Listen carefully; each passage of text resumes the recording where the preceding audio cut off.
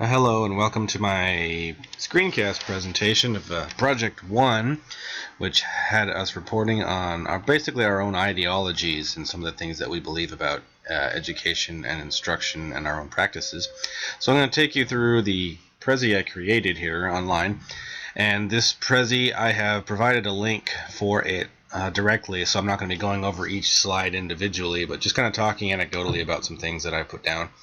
So let's begin here. And my graphic has this kind of like network design, because I really think that everything's connected and everything is interrelated when we talk about ideologies and we talk about how people relate to one another and what their belief systems are. So everything kind of feeds into another thing, and it looks a little bit like a brain network, which is kind of cool. All the neurons and stuff. So moving forward here, the first thing I was talking about was changing models of education today, because today's students and today's teachers are very different from students and teachers of 10 to 20 years ago. And so the teaching models and the instruction models and even the deep-seated beliefs and thought patterns have to be different.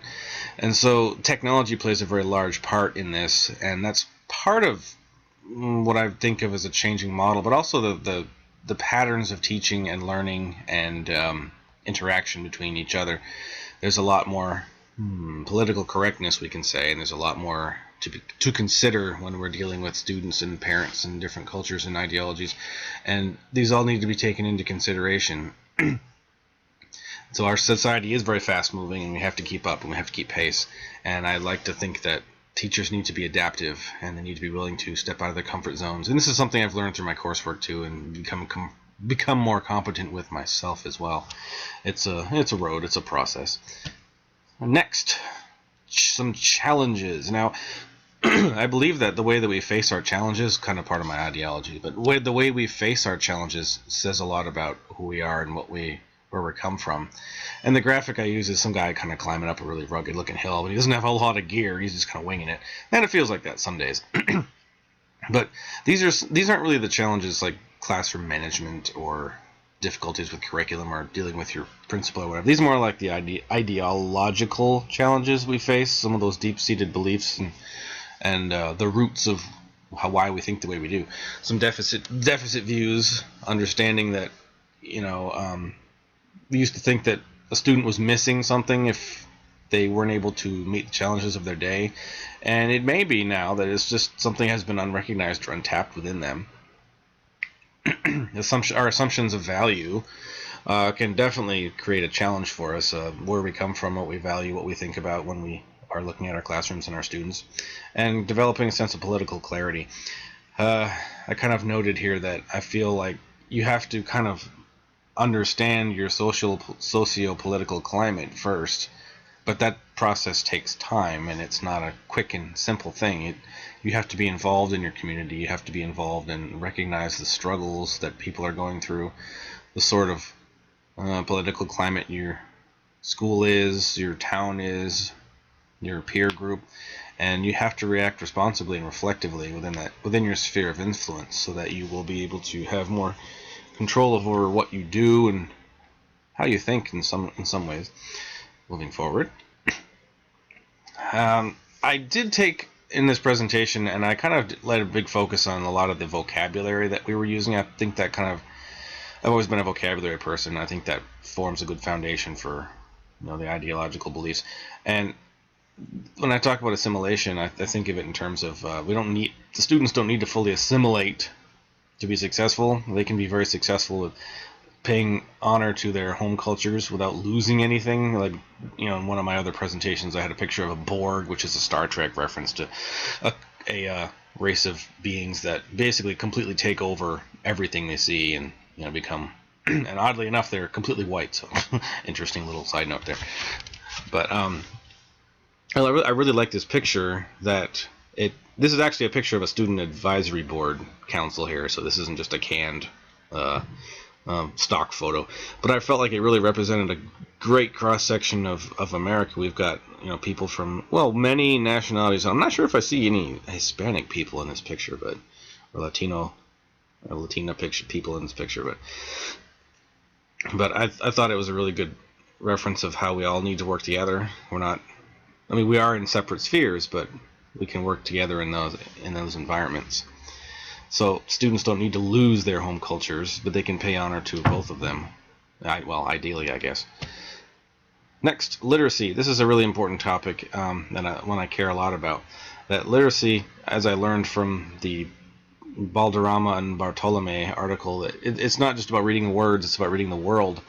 And worlds are very varied subject matters. There's a lot that goes on in the student's world, and part of our job as teachers is to teach them how to react to these worlds and these different situations and be successful in them. And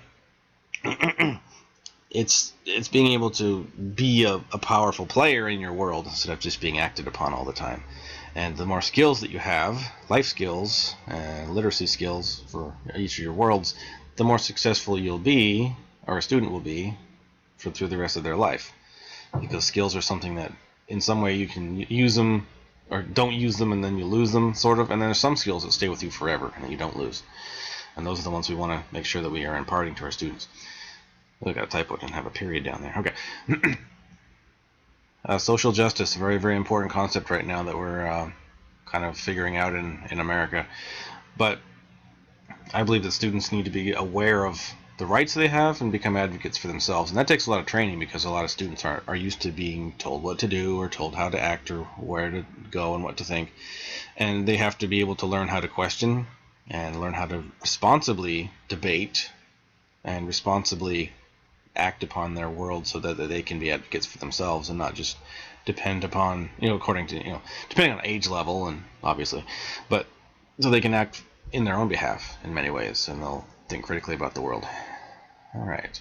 Finally, impact. I really like this picture because it's not a stock photo, but it comes from the Asian news service where we have a teacher who is very well beloved by her students on Teacher Appreciation Day. And I think that if you do teaching right, and you're going to make mistakes, of course, but if you do it right and you care about your students, that you're going to make a lot of impact in their lives. And a lot of times you won't see the immediate effects of that, but your job is so very important because you're affecting the lives of so many people, possibly for good.